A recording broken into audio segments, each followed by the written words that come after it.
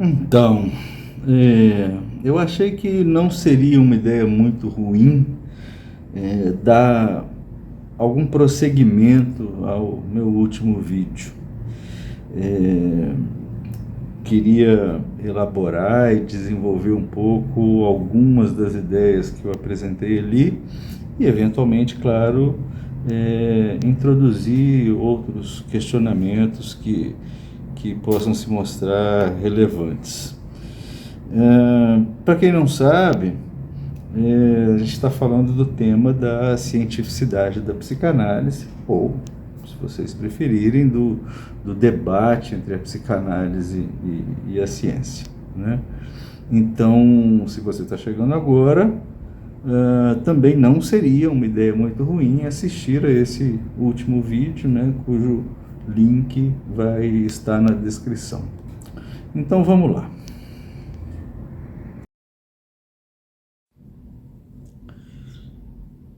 Eu queria então começar propondo a reflexão uma espécie de apólogo, um apólogo epistêmico, se me permitem.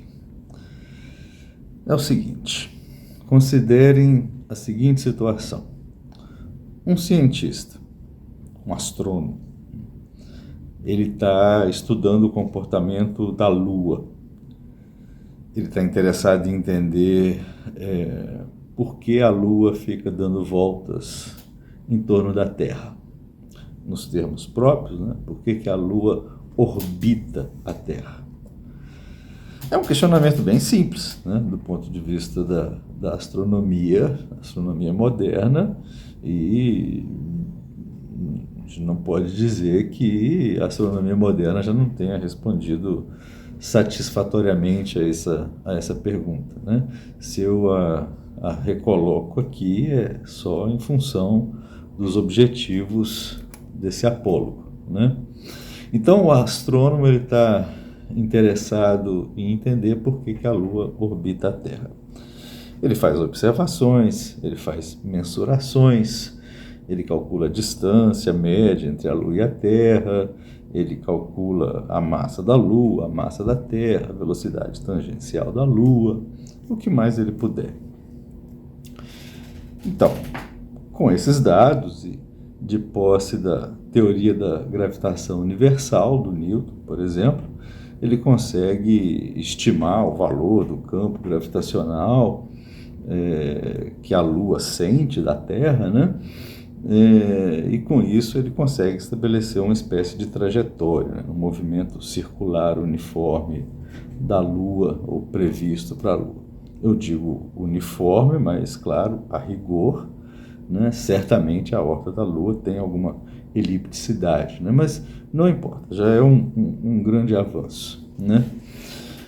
Mas observe o seguinte, nada disso efetivamente explica, né? Nada disso responde muito bem o porquê das coisas, né? Para isso seria necessário recorrer, por exemplo, à teoria da atração do Newton, né? Segundo a qual os corpos dotados de massa teriam essa propriedade de exercer atração sobre outros corpos, ou então recorrer à teoria do Einstein, né, mais moderna, segundo a qual esse mesmo corpo dotado de massa curva, né, deforma o espaço em torno dele, fazendo com que outros corpos que estejam passando por ali, que a trajetória de outros corpos que estejam passando por ali, experimentem uma certa curvatura, né? Bem, não importa muito isso também, né? Seja como for, a trajetória da Lua pode ser calculada, pode ser prevista, e uma resposta genérica que o astrônomo poderia chegar nela seria alguma coisa parecida com o seguinte: olha, bem, a Lua faz esse percurso orbital em torno da Terra porque ela está constantemente caindo, né? Sendo atraída pelo campo gravitacional da Terra, né?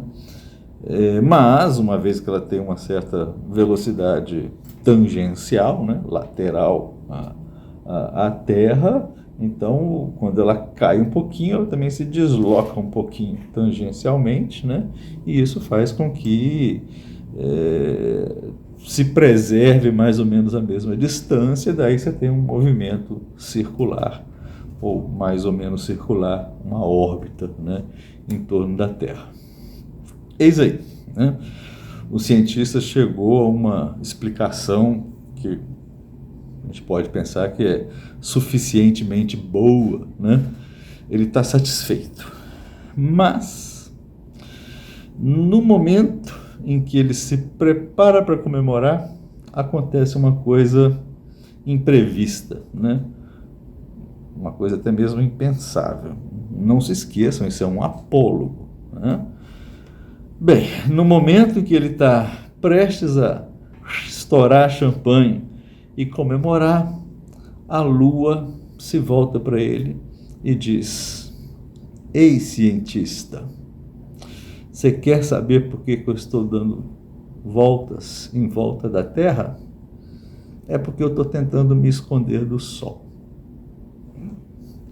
A lua poderia dizer isso, ela poderia também dizer que é porque eu deixei cair meu celular e eu estou procurando ele aqui, né? Pronto, tudo mudou, né? Nesse ponto, tudo mudou.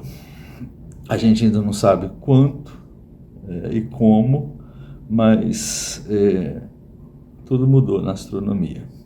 A partir daí, a primeira pergunta que o cientista, que o astrônomo vai ter que se colocar é: isso significa alguma coisa?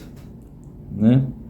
Na verdade, se a gente supuser que a Lua tenha falado com esse astrônomo numa língua em que ele...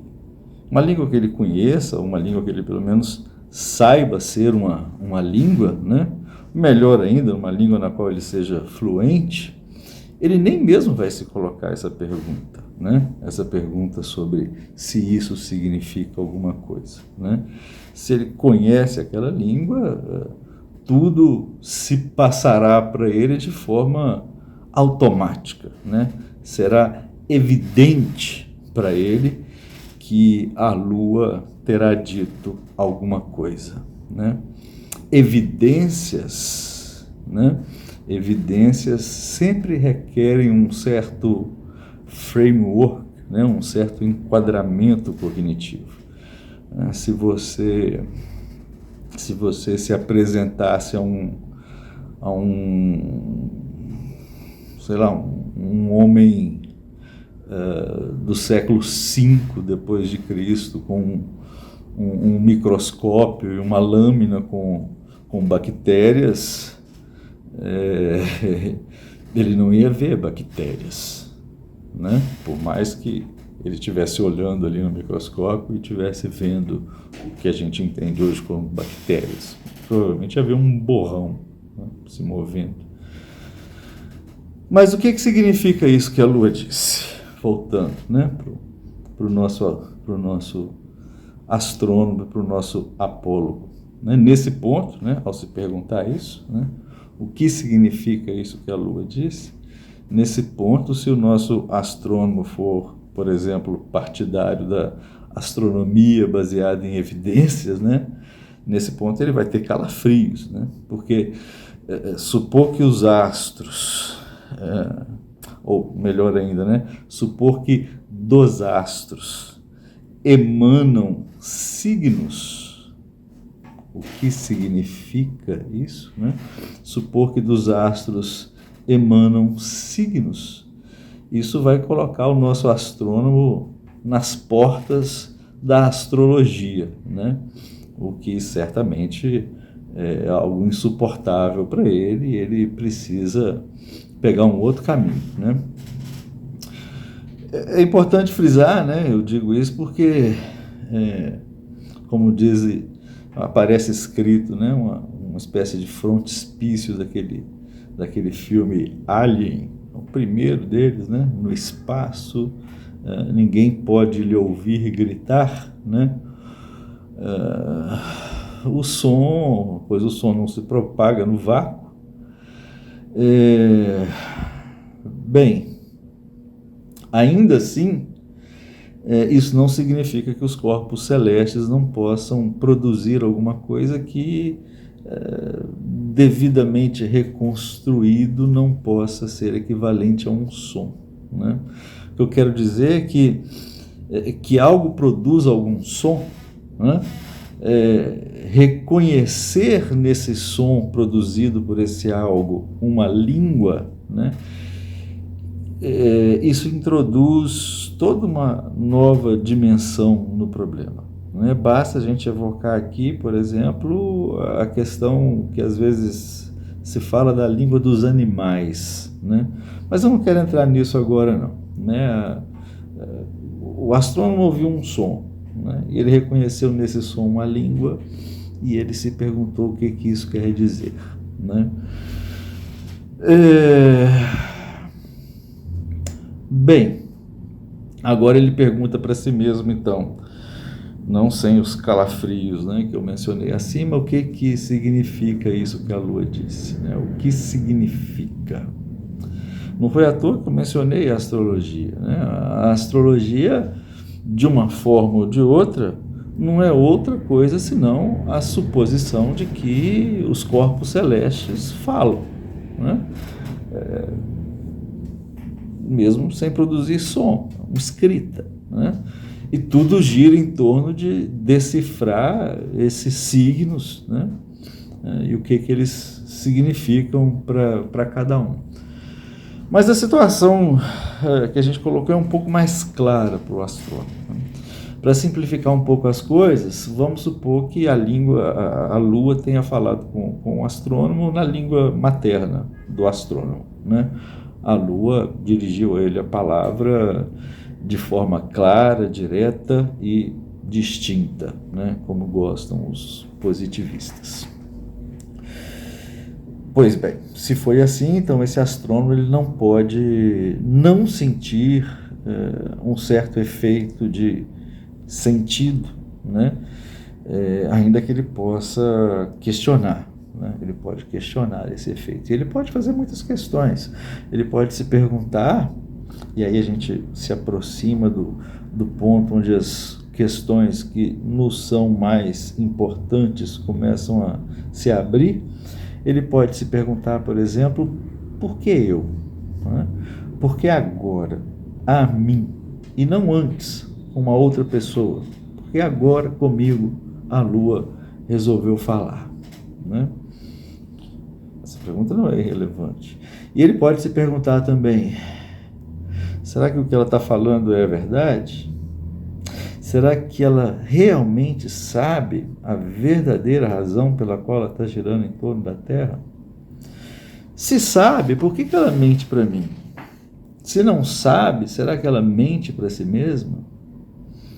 E se mente, seja para mim ou para si mesma, por que essa mentira especificamente, não uma outra qualquer? Por que ela não, ao invés de falar que está tentando se esconder do sol, por que ela não fala mentindo, né? Por que ela não fala ou se enganando? Por que ela não fala gira em torno da Terra? Porque acha a Terra bonita e gosta de contemplá-la, né? Ele também, evidentemente, pode se perguntar, bem, será que a minha astronomia está correta? A questão da mentira, em especial, ela é crucial, né? Se há algo que é próprio da linguagem enquanto sistema simbólico, da linguagem humana, é a possibilidade da mentira. Talvez seja até mesmo possível dizer que a possibilidade da mentira está nos fundamentos da própria linguagem, né? Curiosamente, todos se interessam pela verdade. Todos, exceto Nietzsche, né? Seja como for, o nosso astrônomo, ele vai se deparar com a seguinte pergunta, né? Repetindo, será que ela mente para mim? E se mente, por que ela quer me enganar? O que ela quer me fazer pensar? Ou ainda, né, se mente para si mesma, por quê? Como vocês podem ver, esse questionamento, né, todo esse questionamento, esse desdobramento de questões, partem do isso significa alguma coisa, né? E isso terá, esse questionamento ele vai introduzir um novo problema na astronomia, né? Pode até ser que o astrônomo esteja mais que satisfeito com a sua teoria gravitacional, né? E aí, nesse caso, o dizer da Lua, né? O dizer da Lua, ele não poderia ser outra coisa que não uma espécie de engano, né? Um subproduto derivado de um não saber, né? Reformulando um pouco as coisas, né? Haveria um saber suposto no real, aquele que o astrônomo extrai com suas mensurações e cálculos, e que nos faz supor que nesse real existem leis, né? E haveria um outro saber, aquele que se transmite na fala da Lua, né? Como um sujeito humano, a Lua agora está dividida, né?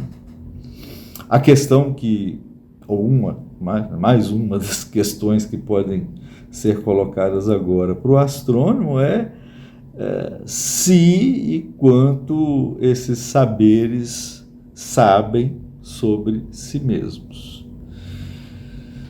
Alguns de vocês talvez vejam onde isso vai parar, né? Mas nós vamos chegar nisso num outro momento.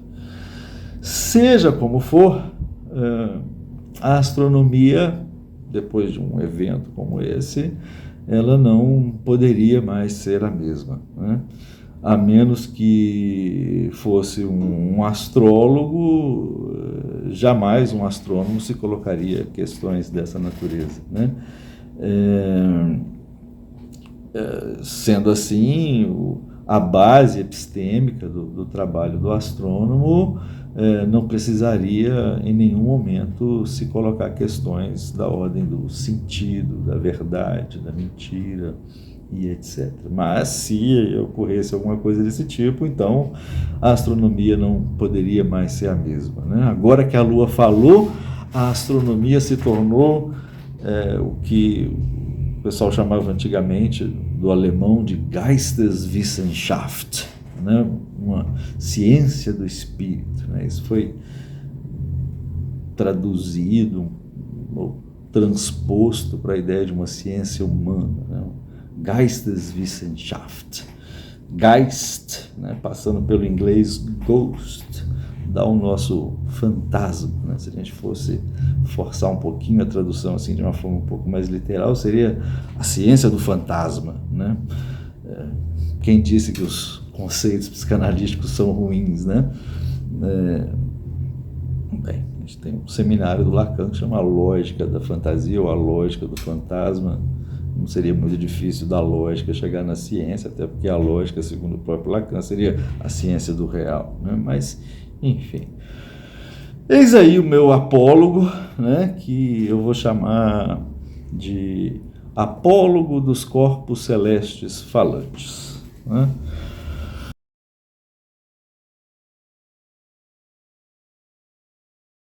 Bem, quais são então alguns dos problemas epistêmicos que a gente pode extrair disso? Até porque esse apólogo só serve para isso, né? Para a gente tentar usar ele de referência para poder desenvolver algum outro tipo de pensamento. Então vamos considerar em primeiro lugar a psicometria, né? Tão cara a esses psicólogos que creem, né, basear-se em evidências, né? Essa tentativa de mensurar supostos fatos psicológicos e, a partir daí, estabelecer escalas e etc., né? Tudo começa com um construto teórico, né? Isso é, né, a suposição de um real do qual se pretende extrair um saber. Ainda que de uma forma mais elementar, né? A mensuração de uma quantidade, né? De uma intensidade desse real. Né? Tais construtos, né? Podem ser do tipo depressão, extroversão, ansiedade, narcisismo. Né?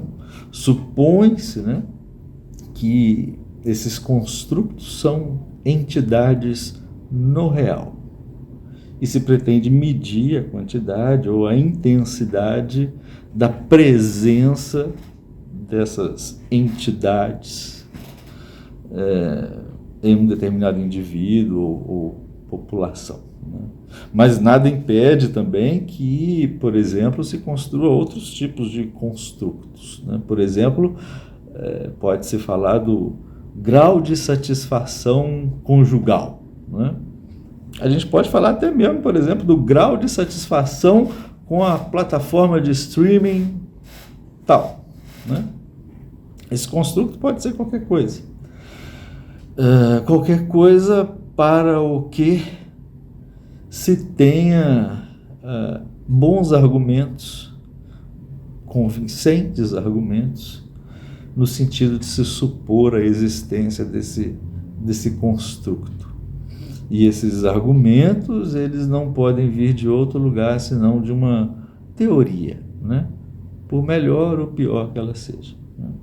Um construto desse tipo poderia ser, por exemplo, a ideia de uma inveja do pênis. Né? Esse é o ponto importante. Né? A teoria precede qualquer tentativa de mensuração. Não é assim que as coisas nos são apresentadas via de regra. Né? Via de regra, tenta-se fazer-nos crer que a teoria deriva da, ou então é informada pela mensuração. Mas, seja como for, a suposição de uma entidade psicológica real, seja ela um estado psicopatológico, uma faculdade mental, tal como a memória, por exemplo, ou um estado mental de satisfação com o que quer que seja, tudo isso pressupõe uma teoria. A partir daí, né, em seguida, então, já que queremos medir a intensidade, quantidade, ou mesmo a simples presença desse real que a minha teoria me faz supor existir, é necessário elaborar uma espécie de instrumento de coleta, que pode ser de diversos tipos. Pode ser, por exemplo, um questionário, um conjunto de enunciados, ou observação in natura, né? Aos quais o sujeito, por exemplo, no caso de um questionário, né? Um conjunto de enunciados e tal, aos quais o sujeito vai associar uma resposta em termos quantitativos. Vamos ver, por exemplo, o primeiro dos 21 itens, né, da escala Beck 2 para depressão, que pretende medir a severidade de um estado depressivo. Né? O Beck aí é o Aaron Beck, né? Que eu vou traduzir aqui livremente. Tá? O primeiro item são 4 enunciados. Né? O primeiro enunciado diz: não me sinto triste. O segundo enunciado diz: me sinto triste a maior parte do tempo. O terceiro enunciado diz: me sinto triste todo o tempo. E o quarto enunciado diz: estou tão triste e infeliz que não consigo suportar. Então, a pessoa que se submete a esse exame, né, seleciona uma dessas respostas, né, onde claramente se supõe que o primeiro enunciado implica num grau de tristeza menor do que o segundo, que por sua vez implica num grau de tristeza menor que o terceiro, que por sua vez implica num grau de tristeza menor do que o quarto. Então, valores numéricos são atribuídos a cada um desses enunciados, e dependendo do que o sujeito escolher, você vai ter a pontuação dele nesse item, você soma todos os itens, e aí você tem o score, né? O resultado final da escala inteira, né?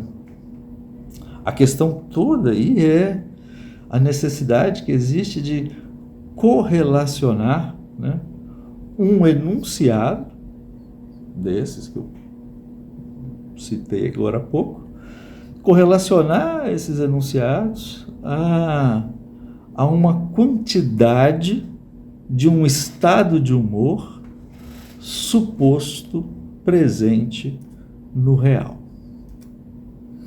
Além disso, ou se não além disso, é isso, né? Esses enunciados, eles são tratados então como signos, né, que significam algo, né, que representam algo, né? Um signo é aquilo que representa algo para alguém. São signos de tristeza, e cada um deles de uma certa quantidade de tristeza, estão arranjados de forma tal a poder representar diferentes quantidades de tristeza. Assim se diz. Mais ainda, né, espera-se, né, que o sujeito se identifique com o signo que melhor representa a quantidade de tristeza a que ele está sujeito. Validar uma escala desse tipo, então, não seria, portanto, meio que medir a capacidade de um pesquisador construir signos, se fazer mestre dos signos? Observação lateral, vamos nos lembrar que um dos traços, né, da neurose obsessiva é fazer do significante signo.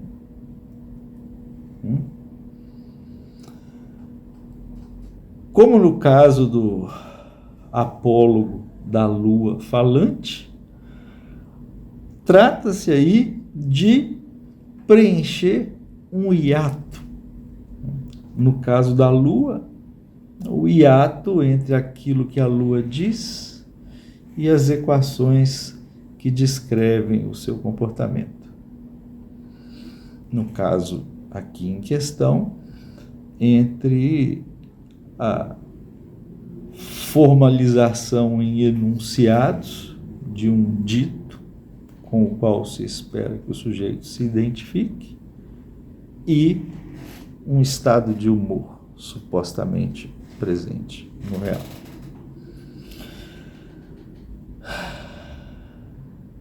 Não é que os psicometricistas, é assim que fala, as pessoas envolvidas com psicometria, não é que eles não estejam cientes das diversas possibilidades de mentira a que a gente já aludiu, né? Em geral, eles dão a mais ou menos a isso o nome de viés, né? Biases. E o que eles fazem com isso é tentar filtrar, né, os efeitos desses vieses, dessas tendências, através de ferramentas estatísticas. A gente vai poder explorar isso um pouco mais para frente, mas a gente já pode se perguntar até que ponto tais filtros são eficazes, né? Se a eficácia desses filtros e, portanto, a validade da mensuração seria a mesma no caso da mensuração, por exemplo, de um afeto que a gente pode pensar como sendo fundamental, como a tristeza, né? Essa eficácia seria a mesma nesse caso, como, por exemplo, no caso de se medir um estado de satisfação, tal como a satisfação conjugal, né? Que pressupõe uma espécie de modelo de relacionamento, de família e, por que não dizer, de amor, né? Extremamente suscetível ao sabor dos ventos, né? No sentido de que isso não tem nenhuma razão para poder supor que o homem medieval tivesse preocupado com satisfação conjugal da mesma forma que o homem moderno, né? Ou ainda, e mais importante, o que se faz do resíduo? O que se faz do que não passa, do que é retido pelo filtro? Por ora, eu tenho que deixar a questão nesse ponto, né? Em suma, tem sempre uma teoria que justifica o constructo, e entre o constructo e o instrumento de captura há um hiato, um universo, uma distância que talvez nem seja menor que aquela entre a Terra e a Lua, né? E ainda que as ferramentas estatísticas, tal como análise fatorial, possam revelar certas dimensões, né, que são então correlacionadas a tais construtos, esse hiato, essa distância entre o instrumento de coleta e o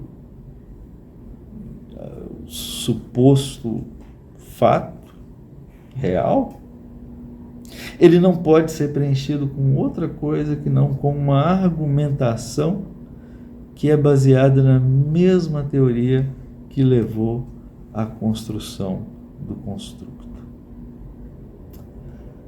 De forma que tais escalas, né, são construídas como um sistema de signos que parecem pretender ser uma espécie de metalinguagem.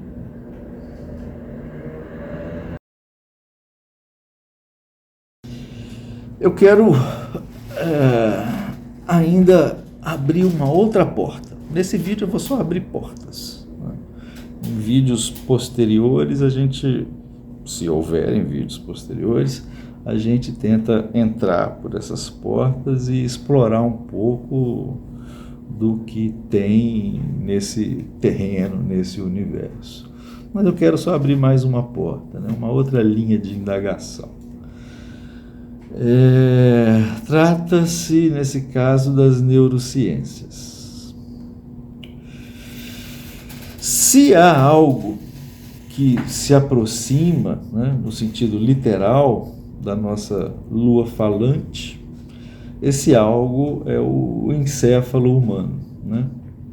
O cientista, ele pode muito bem, o neurocientista, né, ele pode muito bem se ocupar de estudar a estrutura dos circuitos neuronais do córtex, ele pode tentar entender a natureza do potencial de ação nos neurônios, a frequência de disparo, etc. Ele pode estudar a distribuição e frequência de certos neurotransmissores. No entanto, nada disso teria muita razão de ser se não fosse pelo fato de que, como a lua do nosso Apólogo, né, esse encéfalo fala, né, e ele fala, por exemplo, estou triste, ou então estou pensando na minha mãe. E o neurocientista, assim como o psicometricista, ele vai tentar correlacionar a fala do encéfalo falante, né, com os processos neurobiológicos que ele observa, né? Mas nesse ponto ele, obviamente, tem uma tremenda vantagem em relação ao psicometricista, porque efetivamente ele observa algo de material, né? Bem mais concreto que um construto teórico, ainda que não faltem aí também construtos teóricos.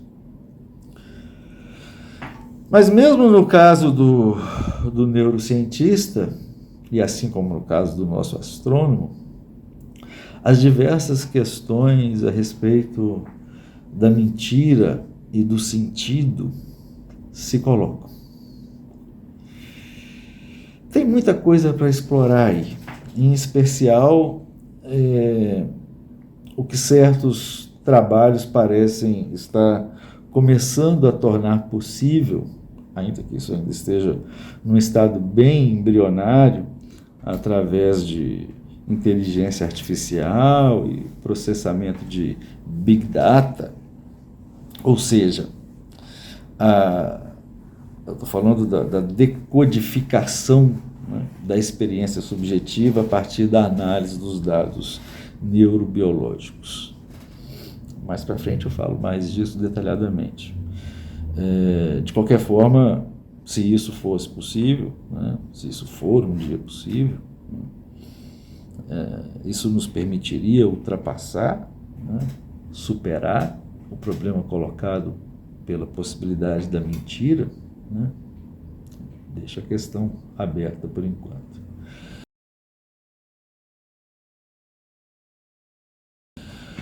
Bem, antes de finalizar esse vídeo, eu queria fazer ainda duas anotações, né? Meio que para jogar uma âncora antes da gente poder prosseguir de novo em vídeos ulteriores explorando esse território. Em primeiro lugar, eu quero destacar uma passagem logo no início do caso Dora, né, onde o Freud está explorando um pouco das implicações que tem as lacunas de memória, as falsificações de memória, né, que aparecem nas histórias clínicas, especialmente no princípio dos tratamentos. E aí eu vou ler um trecho aqui, uma citação, né, do Freud, lá no princípio do caso Dora. Deixa eu ver se eu consigo posicionar isso aqui. Então vamos lá, o Freud diz assim, olha, durante o próprio relato, os pacientes corrigem repetidamente um pormenor ou uma data, talvez para retornar, depois de muita hesitação, à sua versão inicial. A incapacidade dos doentes de fazerem uma exposição ordenada de sua biografia no que ela coincide com a história de sua doença não é característica apenas da neurose, mas tem também grande importância teórica. Essa deficiência tem os seguintes fundamentos.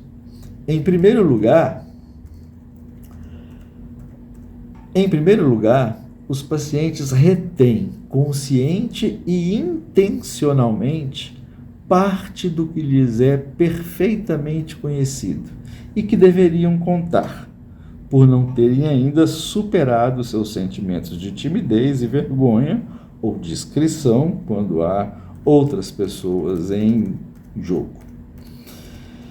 Essa seria a contribuição da falta consciente de franqueza.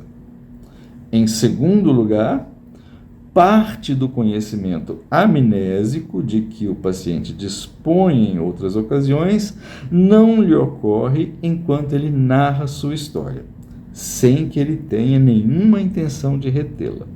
Essa é a contribuição da insinceridade inconsciente. E, em terceiro lugar, nunca faltam as amnésias verdadeiras, lacunas da memória, em que caíram não apenas lembranças antigas, como até mesmo recordações bem recentes, e as ilusões de memória, ou paramnésias, formadas secundariamente para preencher essas lacunas. Quando os fatos em si são guardados na memória, o propósito subjacente às amnésias pode ser cumprido com igual segurança, destruindo-se uma ligação, e a maneira mais certa de desfazer uma ligação é alterar a ordem cronológica dos acontecimentos. Essa última sempre se revela o elemento mais vulnerável do acervo da memória e o mais facilmente sujeito ao recalcamento. Muitas lembranças são encontradas, por assim dizer, num primeiro estágio de recalcamento, apresentando-se cercadas de dúvidas. Decorrido algum tempo, essas dúvidas seriam substituídas por um esquecimento ou uma falsificação da memória. Fecha aspas. Desculpa a leitura de um trecho razoavelmente grande, mas eu acho que vocês percebem a razão de eu ter escolhido colocar isso aqui, né? Quer dizer, eu estou tentando fazer um paralelo entre esse trecho e a questão da mentira que eu levantei ali na frente, né? Mas no princípio do vídeo. Então, o Freud destaca aqui uma falta consciente de franqueza, né? Uma falta inconsciente de franqueza e as amnésias verdadeiras e ilusões da memória. Com isso a gente vê que o tema que eu coloquei em primeiro plano nesse vídeo, né, o tema da mentira, seja ela intencional ou não, né, mentira, retenção de informação e tal, ele já estava presente na clínica do Freud desde o princípio, né? Isso é uma citação do caso Dora, de 1905, se não me falha a memória, a Dora foi atendida pelo Freud em 1901, né? Então, essas considerações a respeito do papel da mentira, como eu coloquei nas questões, já estava presente na clínica do Freud desde muito cedo, e tiveram implicações teóricas e práticas de primeira grandeza, né? Se agora há pouco também eu coloquei a questão dos resíduos, né? Daquilo que não passa, né, no filtro estatístico dos psicometricistas, foi porque isso, né, que não passa, esses resíduos, esses fenômenos marginais, né, como diz o Lacan, eles desde o princípio também foram um dos pontos a chamar a atenção do Freud, né? Na psicanálise, a tarja preta, né, da censura, né? Na psicanálise, a tarja preta faz parte da mensagem, né? E sempre fez, né? Desde o princípio.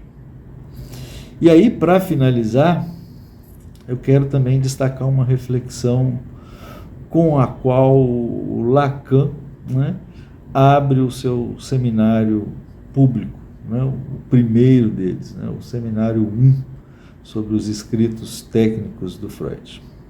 Ali, na primeira aula desse seminário, a reflexão do Lacan coloca em tensão, de um lado, o sentido, o significado, né? Mas o sentido seria o termo mais correto, e do outro, o mecanismo, né? O Freud, formado na escola de Helmholtz, Bruck, como mencionei também lá no outro vídeo, o Freud se interessa pelo mecanismo, né?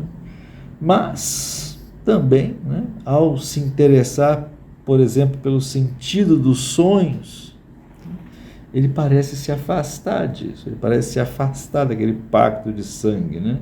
E com isso retornar a alguma coisa assim de mais arcaica, né? Nas palavras do Lacan, né? E aí eu vou citar o Lacan, ele diz assim, a citação é bem mais curta que a outra, então. Com a interpretação dos sonhos, efetivamente, algo de uma essência diferente, de uma densidade psicológica concreta, é reintroduzido, a saber, o sentido. Sim. Né?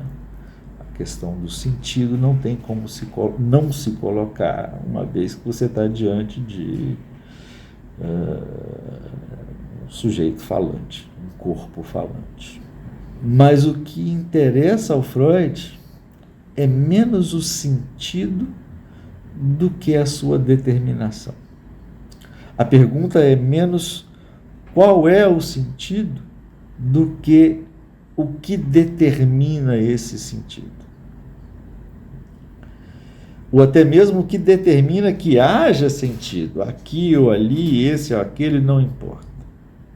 E para concluir,